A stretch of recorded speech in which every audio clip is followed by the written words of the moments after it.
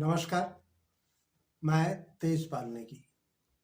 हिमाचल प्रदेश के शिमला लोकसभा सीट पर आमने-सामने का मुकाबला तो तय है, लेकिन स्थानीय नेताओं की ओर से अमूमन ऐसे चुनावों में दिखने वाली सक्रियता सिरे से गायब है।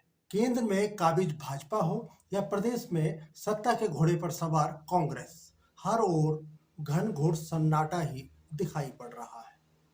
हालांकि इस सीट पर अब तक भाजपा के राष्ट्रीय प्रमुख जेपी नड्डा सोलन के कुनिहार में एक रैली कर चुके हैं और आज स्वयं प्रधानमंत्री नरेंद्र मोदी सिरमौर जिले के नाहन में रैली करने जा रहे हैं। इसके बावजूद भाजपा के स्थानीय नेताओं और जिम्मेदार पदाधिकारियों में वो जोश दिखाई नहीं पड़ रहा है जिसकी उम्मीद लगाई जा रही थी। दूसरी ओर कांग्रेस में भी पिछले 10 वर्षों की सुसुप्तावस्था अभी भी दिखाई पड़ रही है। पार्टी के नेता ना तो अभी तक किसी भी राष्ट्रीय स्तर के स्टार प्रचारक की रैली तय कर सके हैं और ना ही पार्टी के कार्यकर्ता लोगों तक पहुंचने की प्रयोगात्मक गतिविधियों को अंजाम दे पा रहे हैं। हाँ, सोलन के नालागढ़ और बद्दी में एक ही दिन में प्रदेश के मुख्यमंत्री सुखविंदर सिंह सुक्खू की एक रैली अवश्य हो चुकी है। लेकिन इन सब परिस्थितियों के बावजूद दोनों पार्टियों के स्थानीय नेताओं की लापरवाही कहें या चुनाव के प्रति उनकी निराशा कि अब तक सोलन शहर में दोनों ही पार्टियों के प्रत्याशी एक भी पत्रकार वार्ता नहीं कर सके हैं। पहले बात केंद्रीय सत्ताधारी भारतीय जनता पार्टी की। 3 दिन पहले भाजपा के प्रदेश अध्यक्ष डॉक्टर राजीव बिंदल ने सोलन के चंबा घाट में एक पत्रकार वार्ता का आयोजन किया था।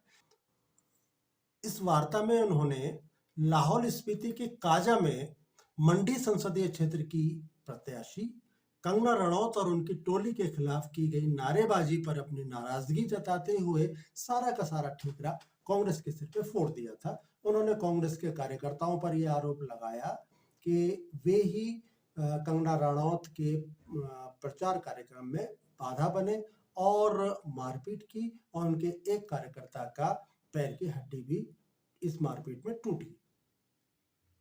उन्होंने काफी लंबी प्रेस वार्ता में वो सब कुछ बताया इस घटनाक्रम से लेकर जो काजा से बहुत दूर सोलन के मीडिया को जानना जरूरी था। लेकिन पत्रकार वार्ता के बाद जब इलेक्ट्रॉनिक मीडिया और डिजिटल मीडिया के कर्मी अपने माइक उनके सामने से उठाने लगे तब अचानक डॉक्टर राजीव बिंदल को स्मरण आया कि वे एक गंभीर सूचना मीडिया को देना भूल गए हैं।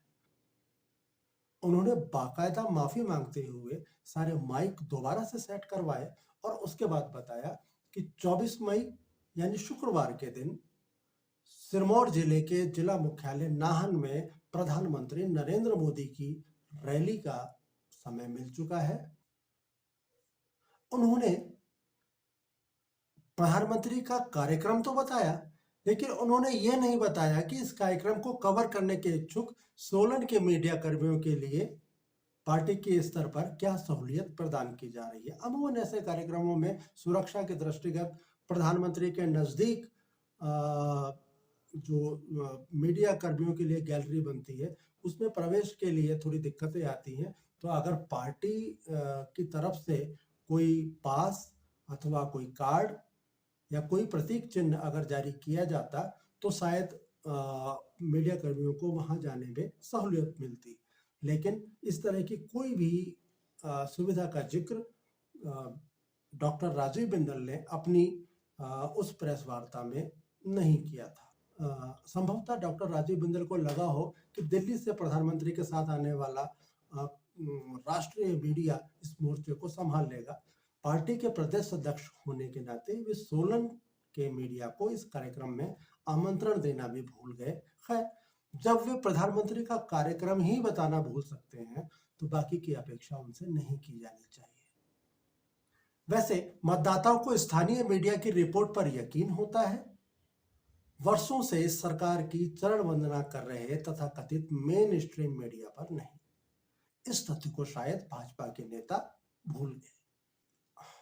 हालत यह है कि गुरुवार को यानी आज जब हम ये कार्यक्रम जारी कर रहे हैं तो उससे ठीक एक दिन पहले भारतीय जनता पार्टी के सोलन के बुद्धिजीवी प्रकोष्ठ का एक कार्यक्रम सोलन में आयोजित किया गया था।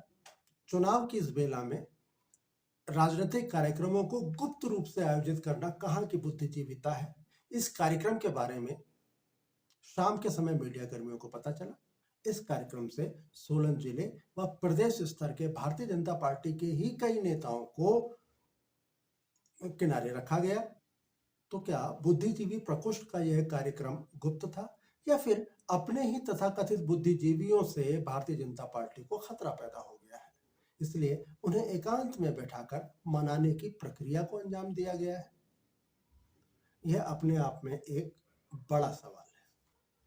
सबसे बड़ी बात यह कि भाजपा के वर्तमान सांसद और अधिकृत प्रत्याशी सुरेश कश्यप नौणी से लेकर शामती तक का दौरा करने के लिए सोलन से ठीक 6 किलोमीटर दूर यहाँ पहुंचे थे। सब जानते हैं कि लोकसभा चुनाव में घर घर जाकर चुनाव प्रचार करने की दुरूह जिम्मेदारी प्रत्याशी के साथ कार्यकर्ताओं की भी होती है, लेकिन शाम के समय तो वे सोलन के मीडिया के लिए समय निकाल सकते थे। उन्होंने 1 to 1 के लिए तो समय निकाला, लेकिन पूरे मीडिया समुदाय को एक साथ बिठाकर उनसे बातचीत करने का समय शायद उन्हें नहीं मिल सका। जबकि सोलन में होने वाली भारतीय जनता पार्टी की हर पत्रकार वार्ता में यहाँ का मीडिया जगत इस सवाल को उठाता है कि प्रत्याशी अभी तक मीडिया से प्रेस कॉन्फ्रेंस करने क्यों नहीं आ रहे हैं। पार्टी के नेताओं का तर्क है कि प्रिंट मीडिया, इलेक्ट्रॉनिक्स मीडिया और डिजिटल मीडिया के दौर में इतने बड़े समुदाय को एक मंच पर लाना मुश्किल काम है। लेकिन ऐसा तर्क देने वाले नेता शायद भूल जाते हैं कि मीडिया से जुड़े अधिकांश लोग इस सीट के मतदाता भी हैं और हर मतदाता का दायित्व है कि वे अपने हर शंका का समाधान होने के बाद ही अपने पसंदीदा प्रत्याशी को वोट भी डालें। संभव है कि मीडिया जगत से जुड़े बहुत से लोग भारतीय जनता पार्टी के इस प्रत्याशी को भी वोट डाल सकते हैं, तो उन्हें उनके सवालों के जवाब भी देना प्रत्याशी को आवश्यक है। इसके अलावा वे प्रत्याशी की बात को हजारों लाखों लोगों तक पहुंचाने की क्षमता भी रखते हैं और यही लोकतंत्र की मांग भी है। संभवतः वे ऐसी बात कहकर पत्रकारों में गुटबाजी को हवा देने की कोशिश कर रहे हैं। और अब बात पिछले 10 वर्षों से केंद्र की सत्ता से बेदखल चल रही कांग्रेस की। भले ही प्रदेश में कांग्रेस की सरकार है, लेकिन दिल्ली अभी कांग्रेस से काफी दूर है।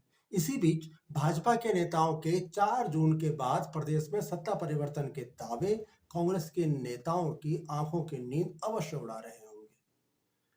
इसके बावजूद कम से कम सोलन में उनमें न तो कोई तनाव है और न ही किसी प्रकार की सक्रियता का भाव दिखाई पड़ रहा है। वे अपनी ही चाल से चले जा रहे हैं।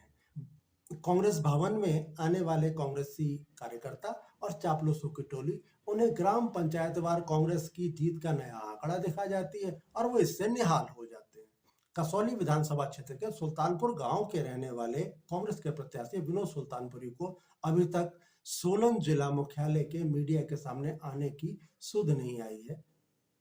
संभवतः उन्हें भी भाजपा प्रत्याशी व नेताओं की तरह गुमान है कि वे सीट को आसानी से निकाल लेंगे, लेकिन मीडिया से मिलना और औपचारिकतावश उन्हें चाय पिलाने का गणित संभवतः विनोद सुल्तानपुरी की भी समझ में अभी तक नहीं आया है। संभवतः वह भूल चुके हैं कि वे कसौली विधानसभा के नहीं बल्कि शिमला संसदीय क्षेत्र के कांग्रेस के प्रत्याशी हैं। यहाँ 3 जिलों के मुख्यालय हैं। सब जगहों पर हजारों मतदाता निवास करते हैं जो किसी न किसी रूप से मीडिया के किसी न किसी विधा से भी जुड़े हुए हैं।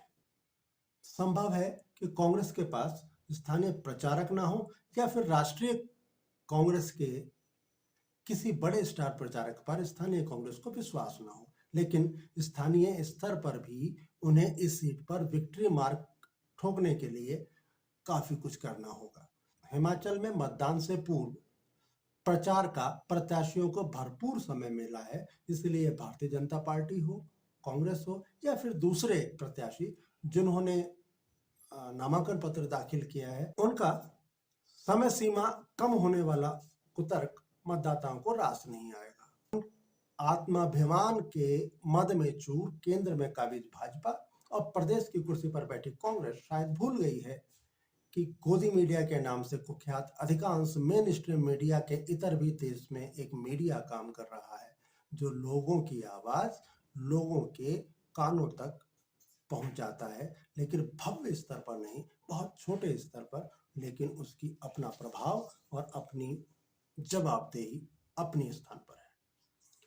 संभव है कि इसका नतीजा दोनों ही पार्टियों में से किसी एक को 4 जून को दिखाई पड़ेगा। तब न कहा जाए कि एक छोटी सी गलती उन्हें भारी पड़ गई। नमस्कार।